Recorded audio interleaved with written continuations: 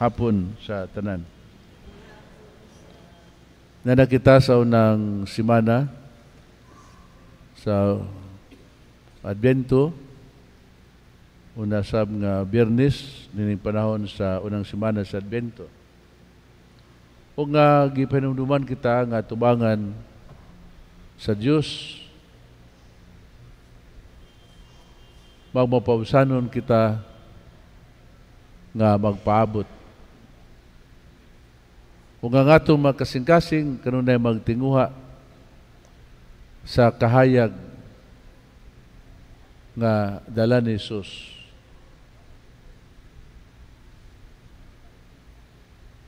Sa lain nga bahin usab kitagi panumduman niya nga si Jesus mao ang Mesiyas nga magdanag sa kalibutan, ang mag-aayos sa mga buta, ang magpagawas sa mga minilanggo o kanila nga nasa mangiub nga pulianan. Kaya niadtong kanila nga naa sa kahayag, si Jesus ang madala sa danag sa ilang kaugalingon aron mabukas ang ilang mga mata. Si Jesus nga may magpagawas kanato sa kangiub ug kangitngit, sa sala ug sa kakulang sa pagtuo. Si Jesus nga may pagagiyak kanato ngadto sa kahayag nga magalig-on sa atong pagtuo, paglaom ug paghigugma. Mga kaigsunan, unsa man ang mga butang, importanteng mga butang ug bahandi nining kalibutana nga posible nga mawala kanato. What are the most valuable, the most important thing that we can lose? Dili ang pagkawala sa atong panimalay o mawadaan kita og sakyanan, mawadaan kita og salapi, mawadaan kita og bahandi, mawadaan kita og mga mahalon nga mga butang, posible mawadaan kita og panarbaho, mawadaan kita og diploma, mawadaan kita og mga gadgets, mawadaan kita og wifi, mawadaan kita og internet, mawadaan sab kita og pitaka, ug uban pa nga posible nga mawala kanato. Apan kun doon na kita pagtuo o paglaom, kining tanan nga mga nawala mahimong mahulipan. Ang tanan nga posible nato mga mawala tungod sa pagtuo ug paglaom, posible nga mahibalik rusab diha kanato. Kung doon na kita pagtuo o paglaom. Kaya ang pagtuo, maong pagtanaw sa Ginoo nga naghatag kanato o usa ka saad. Faith is looking at God as He promised us. And hope is looking at God at the fulfillment of His promises. Kung ang pagtuo, nagahatag ato kahigayunan patungod sa iyang panaad, ang paglaom may katumanan sa paglaom sa Dios. Ang tao nga walay pagtuo sa Ginoo, wala na posibleng maayo pa nga padulungan.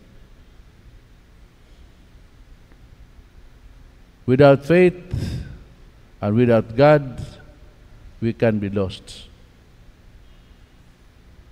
Mismo ang atong kinabuhi mawala kung wala kitay pagtuo o paglaom. Pan kining duha ka mga buta, nagabaton sila pagtuo o paglaom. Sayon sila, kumbinsido sila, nga lisod ang ilang kinabuhi. Lisod ang kinabuhi sa pagkabuta. Pan mapabusanon, malahutayon sila nga nagpaabot kang Hesus.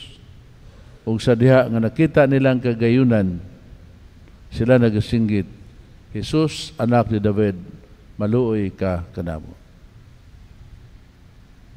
Jesus, Son of David, have pity on us. Itawag sila ni Jesus kung sa gadi ang buot nila, nga ipahimo niya kanila. Panwingon siya nga makakitaon ta kami. Mingon si Jesus, mahimo nga kamo makakita na. Diha sila makakita. Ato nga kinumduman nga luyo sa mga kalisod sa kinabuhi, luyo sa mga hagit sa kinabuhi ug mga pagsulay, kung doon na kita pagtuog pagsalig sa Dios, sayod kita nga mas daghan pang maayo nga ato nga madawat gikan kaniya. Diha sa ato nga ebanghelyo, ipadayag niya ni Jesus ang yang kamaluluyon, ang yang pagpanudlo ngadto sa katawhan ug ingon man sa iyang matununan. Ang nanaa silang kasing-kasing nining duha ka mga buta, mao ang ilang bugos nga pagtuog pagsalig o paglaom nga sila pagayuhon niya. Sa ato nga kaugalingon, unsa man usab ang anaa sa atong kasing-kasing sumala sa ato nga gipangayo sa Ginoo. Dinhi gipakita ni Jesus nga ang pagtuo, ang halawom nga pagtuo ngadto kaniya mao'y nagdala sa kayuhan nining duha.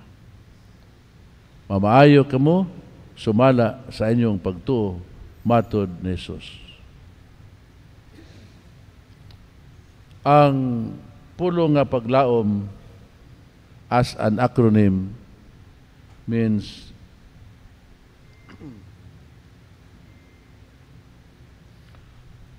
have only positive expectation.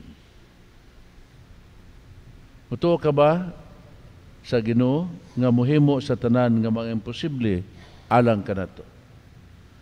Do you believe that God will do the impossible for us?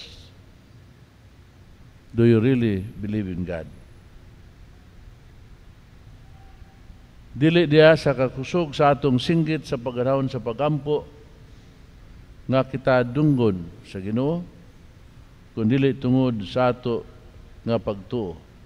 Bisan unsa kagamay ang ato nga pagtuo, mahimo kining basihanan sa pagtubag sa Ginoo. Busa nga kining duha ka mga buta nga nagsugod sa pagsinggit sa pagpangayog panabang, nakita ni Jesus diha sa ilahang kaugalingon nga sila adunay pagtuo. Adunay sila paglaom. Atong hinumduman sa kanunay nga ang tao nga mampuon wala magpasabot nga siya usana kamatuhon. A man of prayer is not necessarily a man of faith. Our loud shouts will not give the results. Ang atong mga singgit sa atong pagpangayo sa Ginoo dili makahatag og mga maayong resulta, kundi ang atong pagtuo bisan ang gamay nato nga pagtuo. bisan sama kagamay sa liso sa mustasa ang atong pagtuo, dili gayud kawangon sa Ginoo ang ato nga mga pangamuyo. Umatod pa ni San Pablo, akong mahimo ang tanan nga mga butang, pinagak kang Kristo Jesus nga nagalig-on kanako. Mahimo ko ang tanan o makahimo ako og mga milagro sa kinabuhi kay nagabaton ako o pagtuo pagsalig ngadto kaniya. Ang balikon, daghan kitag mabuhat, daghan kitag mahimo. We can even make miracles kung doon na kita igo nga pagtuo o paglaom ngadto sa Dios nga makarunayon nagigiya, nagalamdag ug nagauban kanato sa atong panaw nining kinabuhi. Itong iampo rin ng Santos nga Misa, ang sala dili mahimong mawagtang aron dili mahimong makababag sa atong mga mata sa pagtan-aw sa kamatuoran, ang mga kamatuoran sa Dios. Ang mga kamatuoran nga may makatud kanato sa usa ka pagtuo, ang mga kamatuoran nga magalig-on kanato nga magmalaumon kita nga himuon sa Ginoo ang mga imposible nga mga butang diha kanato kung aduna kitay jutay nga pagtuo o paglaom ngadto kaniya. Sa ngalan sa Amahan, sa Anak, sa Espiritu Santo. Amen.